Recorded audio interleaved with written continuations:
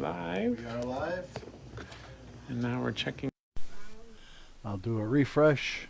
Look at that. It popped up.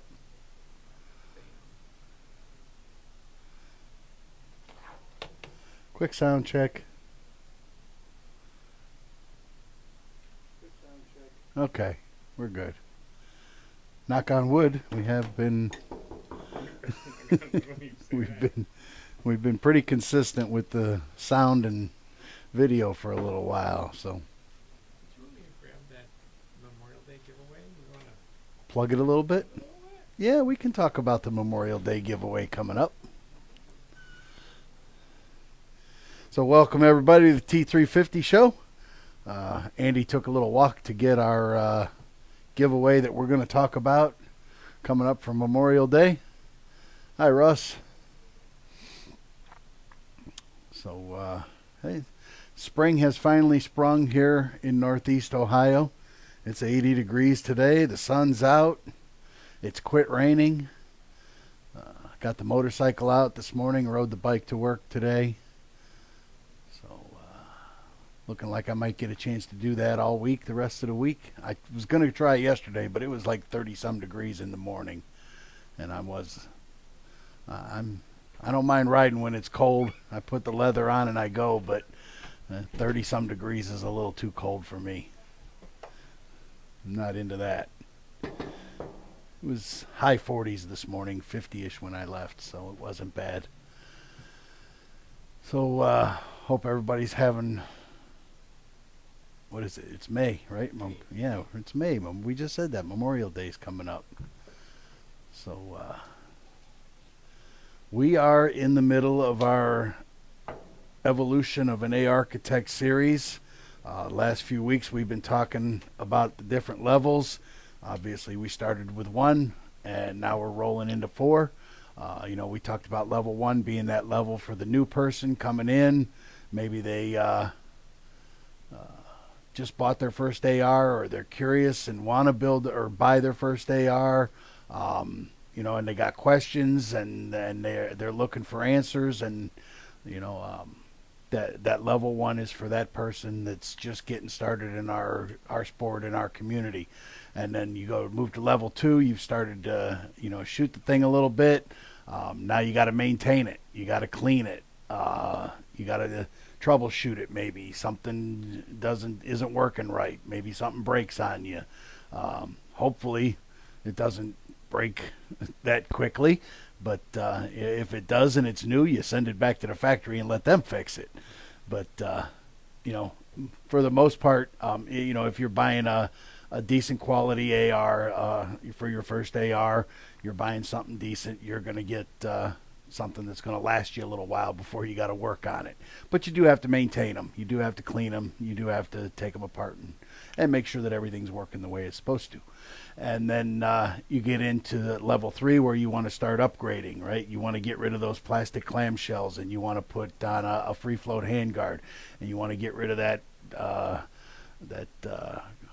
crappy mil-spec trigger, and you want to put a drop-in trigger in it, and you want to put a red dot on it, and you want to start doing some of these things to upgrade it a little bit and make it a little more user-friendly for you.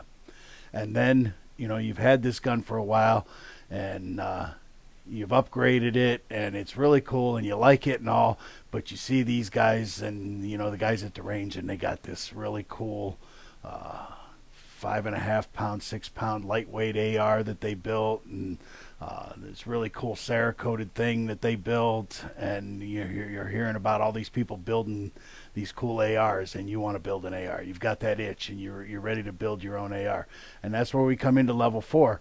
You're ready to build your own AR, but again, you're back to you're circling back to level 1, right? Yeah, you've maintained it and you've done some upgrades and you've done some stuff, but can you really build a full rifle, a full functioning rifle? Can you do it? And I'll be honest with you, I'm that guy that I don't own an AR that I bought already built. I don't know, everyone I've got, I built. Even my very first one, which is laying right here on the table that I'll show you in a little bit. I built it. So I was that guy that jumped right to level 4 right off the rip. I had been around guns all of my life, and I had been in the military, so I had a pretty good understanding of how an AR rifle worked, right? I carried an M16 for years, so I had a real good idea of how an AR-15 worked. Just I wasn't, I know they're not able to go full auto. So, and I decided that I was going to jump right in and build. So I jumped right from level 1 to level 4. But then, like I said, you're kind of circling back in that level back to being that newbie that's trying to figure out, okay, what do I need? What do I got to buy? What do I got to get? I got questions. How does this go together? How does that go together? Um, yeah, all of your ARs are built too, right? I know a lot of guys uh, that built their first AR. Or their first build. Their first AR was their first build. Um, so I have an M16. I mean, yeah, you went through levels 1, 2, and 3 right, I went through levels 1, 2, and 3 with in the M16. with the M16 in the military. Right, they taught me how to shoot it, and they taught me safety, and they taught me how to of course I knew safety. I had grown up with guns all my life, but the military will drill safety into your head. I mean, they are you will get smacked in the back of the head on the range if you're not being safe. In fact, when I was in Fort Benning, Georgia, there was a drill sergeant killed on the range, and by a young man who, he hadn't been around guns all of his life, didn't really know anything, and he accidentally killed a drill sergeant while we were down there. It wasn't in my platoon or my company or anything, but the news went around the whole base. It spread around pretty quickly, and it was a total accident, but that's why we drill safety into everything we do. These things will kill whoever is on the other end of it, enemy or friend, doesn't matter. I drove a tank for a while in the Army as well, and when I transitioned from the infantry to the tank, they did on-the-job training for me. Here's your tank, you're going to learn how to drive it, and the first thing the tank commander told me, he said, this machine is designed to kill, and it don't give a crap who it kills. It'll kill you just as quickly as it'll kill your enemy. So, and that kind of, they're trying to drill a little fear into you, but that's what they're supposed to do, right? So, you want to build your first AR, you want to build an AR. It may not be your first AR, but you're ready to build one and you got questions. YouTube is a great resource. It'll answer tons of questions. Brownells has a great library of not only how to build the whole AR, but then they break it down into every little section, right? How to put together the fire control group, how to install a bolt carrier group, how to install a charging handle. They break it down into every, they show you the whole thing, and then they break it down into the individual little pieces. So it's a great library.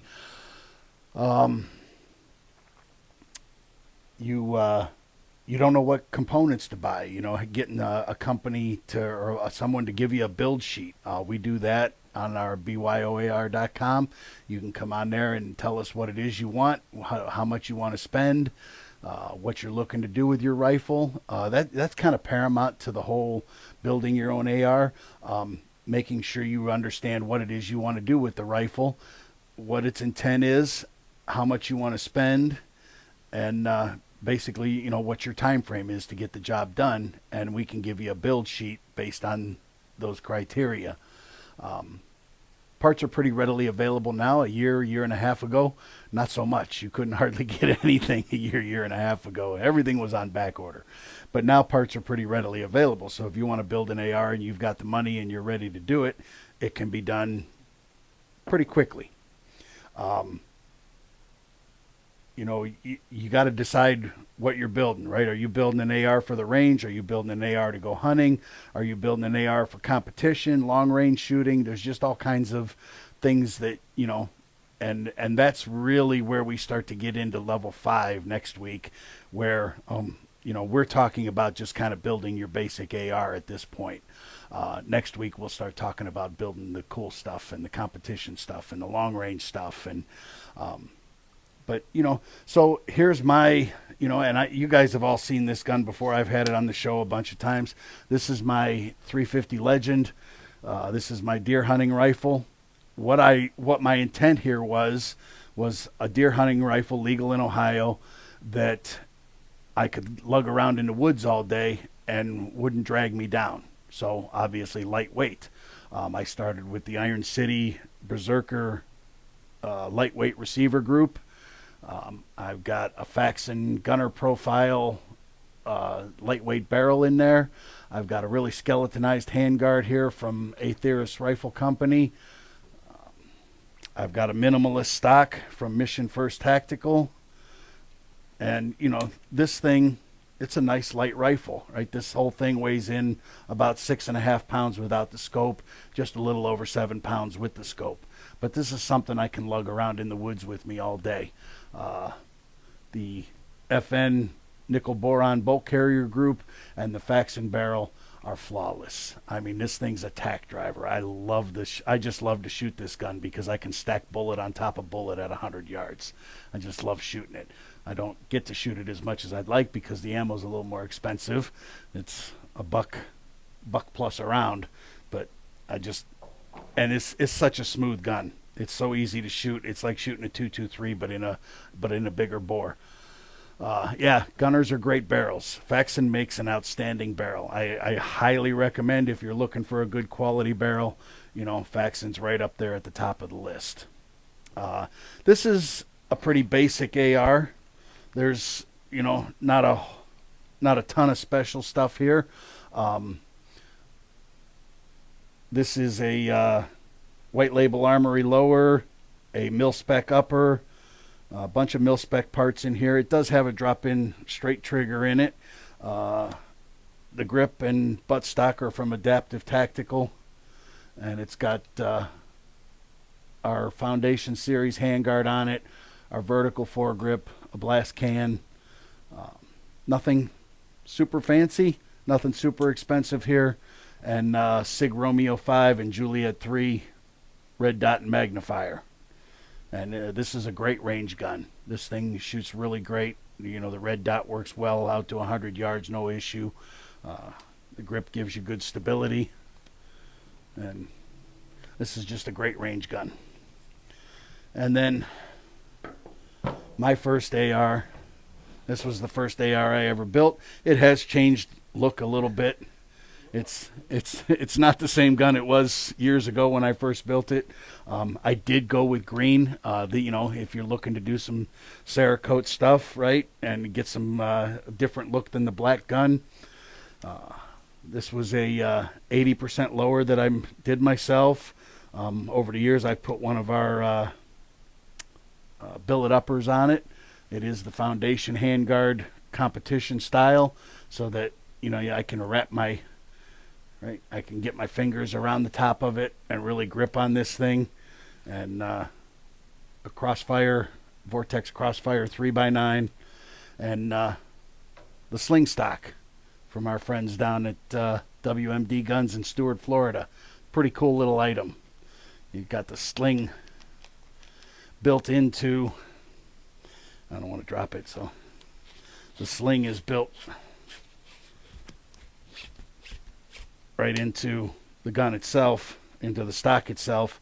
Single point sling, 2-point sling, and then when you don't want it, it just sucks back in. Pretty cool little stock. So again, it's all about building something that's going to suit the needs, right? This was just my first. This was a plinker for me. Do you sell a 15-inch handguard blank? Blank, do you mean like unmachined with no on a raw, or all machined but no color to it? Or yeah, you'll have to elaborate a little bit more. As Russ will always be the first one to tell you, let the need drive the build. Figure out what it is you want to do with it, figure it out what it is you want to spend, and making yourself a build sheet. You can get a checklist from us to make sure that you don't miss anything. We've talked about that before. You go through, like this gun, right? Some places you buy a kit or you buy everything all at once. You go to Primary Arms and you just buy everything you need from Primary Arms, and it all comes to the door, and boom, away you go. Something like this where, I ordered parts from Mission First and Strike Industries and Iron City and Aetheris and Talon Tech Ops, and, I ordered parts from all these different places. The worst thing that can happen to you is when you get ready to build and you're at your table building and, oh, I don't have a gas tube. I forgot to order a gas tube. And then you got to wait a week for a gas tube to get delivered to your house so you can go shoot your gun. Oh, for the want of a $10 part, you can't shoot your gun. And that's just maddening. Right? Tools. You're going to need special tools to build an AR. You can, I'm not going to say you can't build one without the special tools. I did it. My very first one, I fudged my way through it with hammers and screwdrivers and some basic punches out of my toolkit and some crescent wrenches, and but I don't recommend that. To do it properly, yeah, we don't sell any unmachined handguards. Never been asked.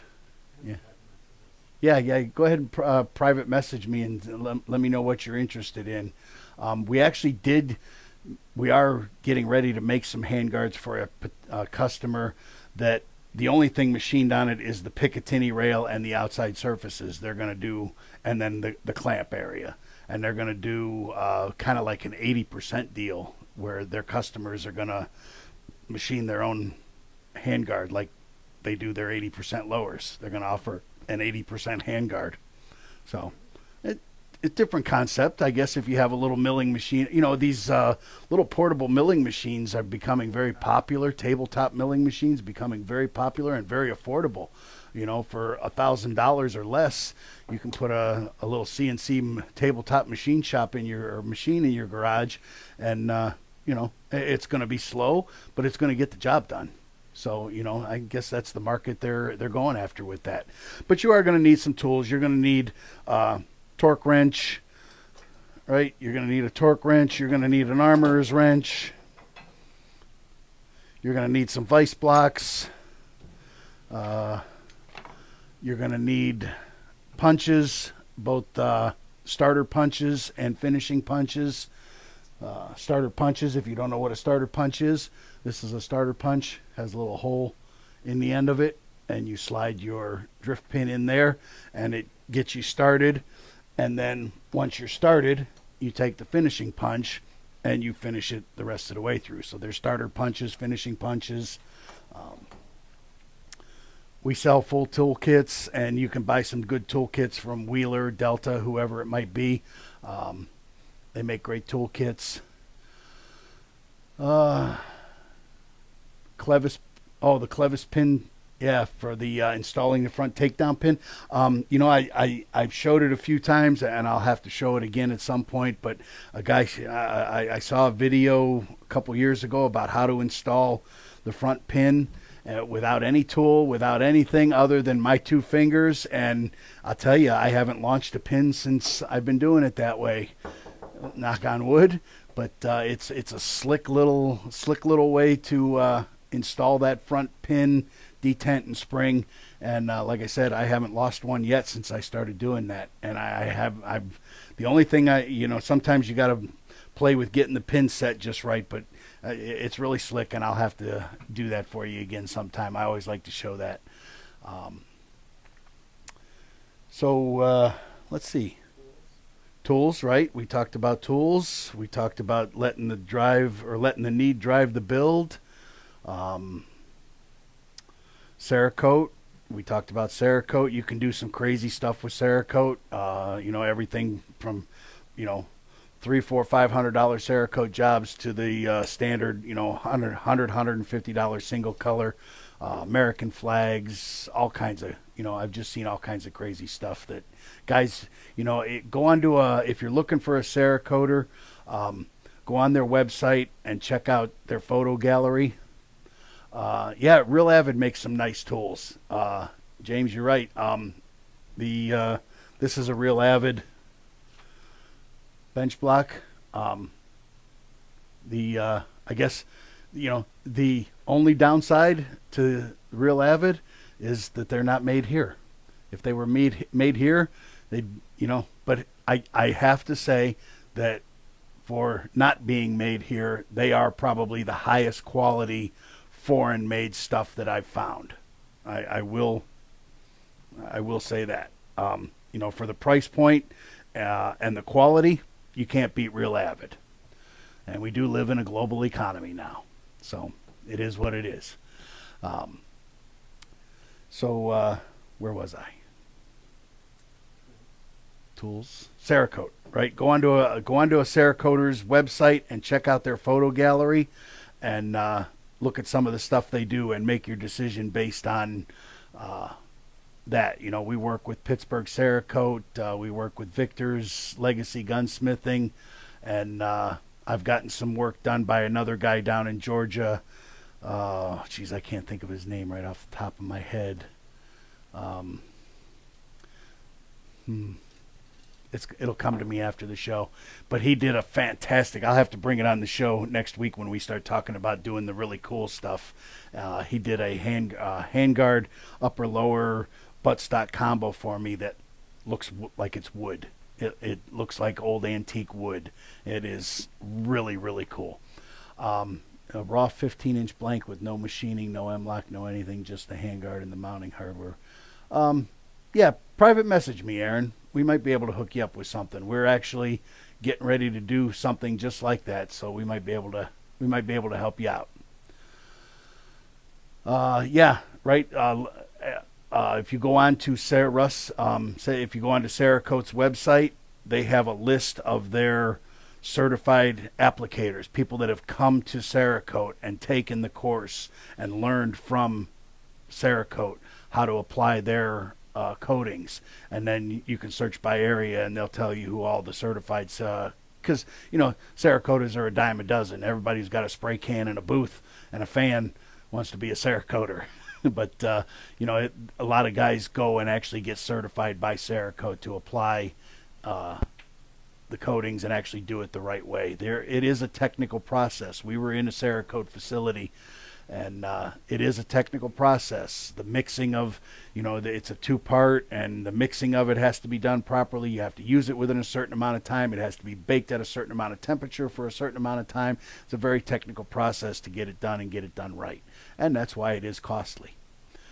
So, but we'll talk more about that next week when we start talking about level 5, where you've now built your AR, and maybe you've built 2 ARs, and now you're thinking AR-10, and you're thinking AR-9, and you're thinking 6.5 Grendel, and you're thinking about all these different calibers and cool stuff, and the trick stuff, and the retro stuff, and the clones, and I could go on and on about the different kind of cool stuff that you can do.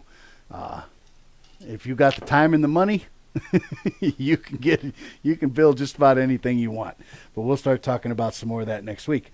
So we got Memorial Day right around the corner. It's just a few weeks away, right? Yeah, 3 weeks away. And so we always like to do a big giveaway for the holidays, Christmas, Memorial Day, July 4th. We like to give away some cool stuff. We are giving away something really cool this year for Memorial Day, and you'll get information later about how to sign up for it. But we are giving away a complete 7.5-inch ARV upper, the MP5 clone upper. This thing is ready to rock. Drop it on your pistol lower, and away you go. Yeah. So that will be coming up for the Memorial Day giveaway. So stay tuned for information. Well, I'm sure that during the show the week before, we'll have a comment like thing going on the show to get signed up, and then we'll have sign-ups on the website to get signed up. That is a 5.56, Russ. So the one thing I will say about a 5.56 7.5-inch build, one, make sure you play with it and know your ammo. I found that in my 7.5-inch build, I had to use a little bit of a heavier ammo to get the ammo to stabilize, to get the bullet to stabilize. With 55 grain, I was throwing some keyholers once in a while. Oh yeah, it's loud. It's obnoxiously loud. Even with the flash can on it, it's obnoxiously loud. But I found that with 55 grain ammo, I had to step up to 62 because the 55 would keyhole once in a while. 62 stabilized very well, and for it's a good 50-yard gun. Out at 100, it starts to open up. It's just not. The barrel isn't quite long enough to give you that 100-yard reach, but for short pistol range, it's a great shooting gun. It's a lot of fun, and at night, evening, it throws some spectacular fireballs. You get some definite powder burn going on there. So we're going to give one of those away for Memorial Day. I will not be here after Memorial. The Tuesday after Memorial Day, I plan on being on the lake fishing. So I'm sure Josh or somebody will be in here doing the giveaway for me. And so BYOAR.com this week. Build kits. Build/kits. Yeah. /build-kits. Right? BYOAR.com/build-kits. Right? That's all I'll say. Right? That's all I can say. I can't say any more, but go check it out. So, yeah, I'll be doing a little walleye fishing. I'll be hitting, there's a couple local lakes, Mosquito Reservoir and Pymatuning Lake. Got great inland fishing. We'll be out on Lake Erie once or twice this year. I always try to get out on Lake Erie a couple times and really load up on the walleye out there. You get the big boys and you get to fill a little bit of the freezer up. 4 or 5 of us go out there and we bring home 6 fish apiece. You get that's quite a bit of fish. So and walleye and perch, you can't beat it. That's the best eating fish there is, in my opinion. So that's it for this week. That's building your own AR. Yeah, I like Pymatuning and Mosquito both. They're both great lakes, great walleye lakes. That's building your own AR. And if you've got the itch, we've got the means to scratch the itch for you. With whether it be parts, tools, information, whatever it might be, we can help you out. We can help you out with that. And next week we'll start talking about building the cool stuff. And not that these guns aren't cool. They're all good. They're all cool, and I enjoy every one of them. And any gun I'm shooting at the time is probably my favorite gun, as the saying goes. But we'll start talking about the different calibers and the pistols and the AR-10s, which is a whole beast in and of itself that we'll talk about next week. So appreciate you guys joining us this week, and we'll see you next week. Remember, you don't have to be an expert to build your own AR, to upgrade it or maintain it. We're here to help you do that. Thanks.